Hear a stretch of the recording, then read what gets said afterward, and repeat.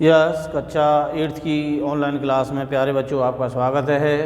देखो आज अपन कराएंगे घन एवं घनमूल।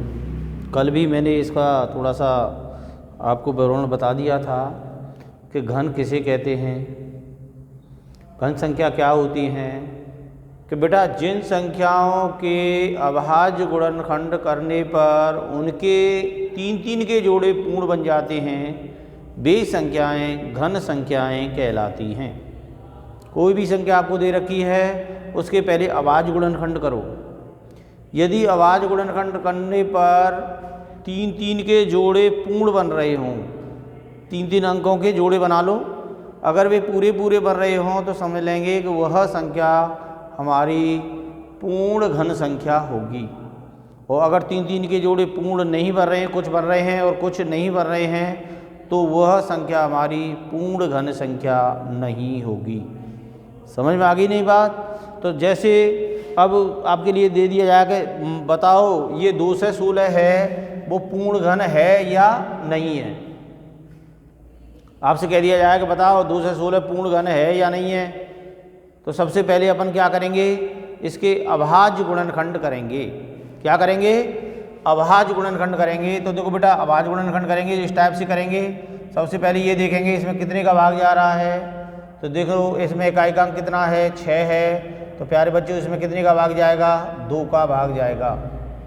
ठीक है, तो 2 एकम 2, 1 में कितनी बार जाएगा, 0 बार, और 2 अट्ठे 16, यानी 2 का भाग जब 2 से 16 में देंगे तो कितना आएगा, 108 आएगा। प्यारे बच्चों आप यहीं गलती कर जाते हो, 2 एकम 2 और 2 अट्ठे 16 यानी 18 लिख देते हो इसको, तो वो गलत हो जाता है। जिसमें भाग नहीं जा रहा भाई, 2 का भाग 2 में देंगे तो 1 बार गया, फिर 2 का भाग 1 में देंगे, 2 का भाग 2 में देंगे 1 बार गया, 2 का भाग जब 1 में देंगे तो कितनी बार जाएगा, 0 बार। क्योंकि ये संख्या छोटी पड़ रही है, ये संख्या बड़ी है जिसका भाग आप दे रहे हो, तो कितनी बार देंगे आप, 0 बार। तो यहाँ 0 लिखना पड़ेगा आपको बीच में। फिर देखो इसमें इकाइकांक 8 आ रहा है तो फिर भी 2 का भाग जाएगा, 2 का भाग देंगे 2 5 10। भाई पहले 2 का भाग क्या में देंगे, 1 में देंगे तो 0 बार जाएगा, 0 लिखते ही नहीं है आगे। और फिर 2 का भाग फिर इन दोनों में देंगे तो 2 5 10 और 2 चौक 8। फिर देखो इकाइकांक फिर 2 आ रहा है तो इसमें कितने का भाग देंगे, 2 का ही देंगे प्यारे बच्चों। 2 का भाग देंगे, 2 दूनी 4, 1 बचा और 2 सत्ते 14। अब 2 का भाग इसमें नहीं जाएगा, जा रहा है क्या, नहीं जा रहा है। तो अब 3 का देखते हैं। तो 3 के भाजकता का नियम आपको पता ही है कि अंकों का योग करते हैं। यदि अंकों के योग में 3 का भाग पूरा पूरा चला जाता है तो वह संख्या भी 3 से विभाजित होगी। जैसे 2 और 7 को जोड़ेंगे कितना हो रहा है, 9 हो रहा है। 9 में 3 का भाग जा रहा है कि नहीं जा रहा है, जा रहा है। तो इसलिए 27 में भी 3 का भाग जाएगा। तो 3 का भाग 27 में देंगे, 3 नाम 27, 9 बार गया। फिर 9 में 3 का भाग देंगे, 3 दिया 9 और 3 एकम 3। प्यारे बच्चों जब हमने 2 से 16 के अभाज्य गुणनखंड किए तो देखो 2 का जोड़ा ये पूरा, 3 का जोड़ा ये पूरा, तो पूरे जोड़े हो रहे हैं नहीं हो रहे हैं। तो 2 से 16 के अभाज्य गुणनखंड करने पर 2 का और 3 का जोड़ा पूर्ण है, अतः यह क्या होगी, घन संख्या होगी। ठीक है ना, कि लिख देंगे यहाँ पे कि 2 से 16 के अभाज्य गुणनखंड करने पर 2 व 3 के जोड़े पूर्ण प्राप्त होते हैं, अतः यह पूर्ण घन संख्या होगी, पूर्ण घन संख्या होगी। और जिसमें जोड़े पूर्ण नहीं बनते हैं तो प्यारे बच्चों वह पूर्ण घन संख्या नहीं होगी। क्लियर है, समझ में आ गया होगा आपका। तो देखो एक्सरसाइज 7.1 का पहला ही क्वेश्चन है ये, कि बताइए कि कौन सी संख्या पूर्ण घन है और कौन सी संख्या पूर्ण घन नहीं है। जैसे मैं 256 लिख दूं, यहाँ कितनी लिख दी मैंने, 256।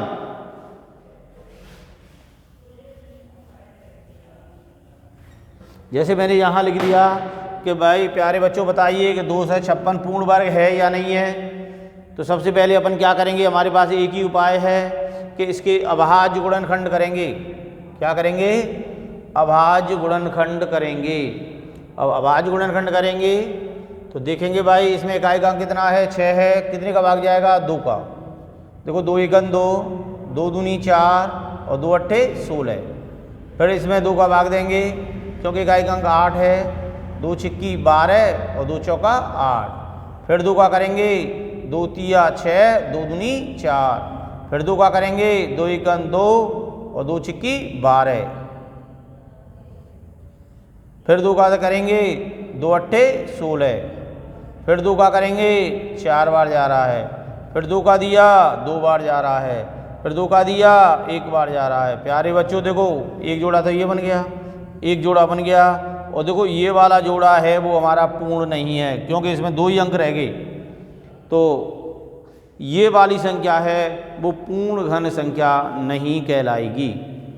क्लियर है? आपकी समझ में आ गया होगा कि पूर्ण घन संख्या है या नहीं है। ठीक है ना? तो लिख देंगे, क्या लिखेंगे? यहाँ 256 के अभाज्य गुणनखंड करने पर 2 का जोड़ा पूर्ण नहीं है। क्या लिखेंगे इसमें कि इसमें करने पर 2 का जोड़ा पूर्ण प्राप्त नहीं होता है या नहीं और लगा देंगे। अतः यह पूर्ण घन संख्या नहीं होगी। केवल नहीं लगाना है आपको। तो प्यारे बच्चों आसानी से आप कर सकते हो। ठीक है ना? दूसरे क्वेश्चन में वो कह रहा है कि वह सबसे छोटी संख्या ज्ञात कीजिए जिससे निम्नलिखित संख्याओं को गुणा करने पर पूर्ण घन प्राप्त हो जाए।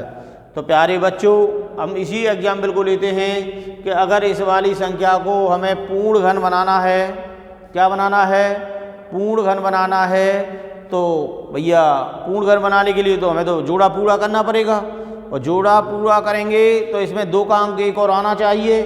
तो 2 का अंक अगर इस वाली संख्या में अपन 2 से और गुणा करा दें तो ये संख्या क्या बन जाएगी? हमारी पूर्ण घन संख्या बन जाएगी। क्या बनेगी? पूर्ण घन संख्या बन जाएगी।